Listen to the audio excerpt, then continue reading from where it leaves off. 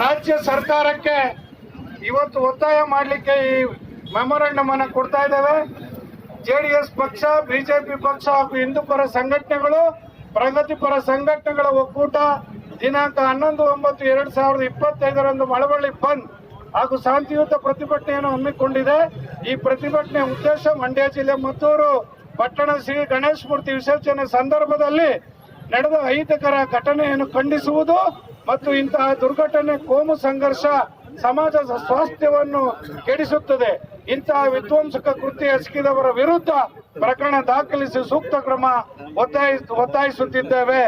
ಧನ್ಯವಾದಗಳು. ಬಂದು ಮುಂದುವರಿತದೆ. ಸಂಜೆ 5 ಗಂಟೆ ತನಕ ಬಂದು ಮುಂದುವರಿತದೆ. ದಯಮಾಡಿ ಎಲ್ಲ ಸಹಕರಿಸಬೇಕು. ಸರ್ ಈ ಕಡೆ ನೋಡಿ ಸರ್. ಸರ್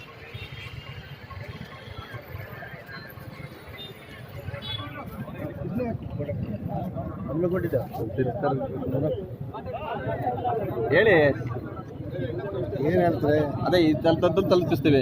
ಮುಗೀತು. ಮೈತ್ರಿಕೂಟದಿಂದ ಮದ್ದೂರು ಘಟನೆ ಬಗ್ಗೆ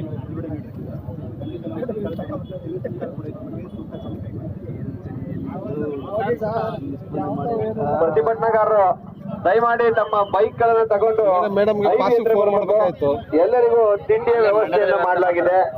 ಮತ್ತೆ ಅಲ್ಲಿಂದ ತಿಂಡಿ ತಿನ್ಕೊಂಡು ಬೈಕ್ ಗಳ ಮುಖಾಂತರ ಪಟ್ಟಣದ ಜಾಥವನ್ನ ಓಡಬೇಕು.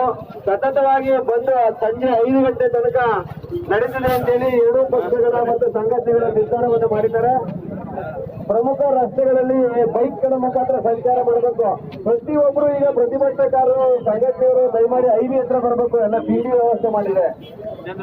ಅಂಗಡಿ ಮುಂಗಟ್ಟು ಮತ್ತೆ ವರ್ತಕರುಗಳು, ಹೋಟೆಲ್ ಮಾಲೀಕರು ಸಂಜೆ 5 ಗಂಟೆ ತನಕ ಎಲ್ಲರೂ ಕೈ ಮುಗಿದ ಜಾತ್ರೆಯನ್ನು ಮಾಡ್ತೀವಿ. ಸಹಕರಿಸಬೇಕು. ಯಾರು ಕೂಡ ತಮ್ಮ ಅಂಗಡಿಗಳನ್ನ ಓಪನ್ ಮಾಡಬಾರ್ದು ಅಂತೇಳಿ ತಮ್ಮಲ್ಲಿ ವಿನಮ್ರತೆಯಿಂದ ಈ ಮೂಲಕ ಮನವಿ ಮಾಡ್ತಾ ಇದೀವಿ.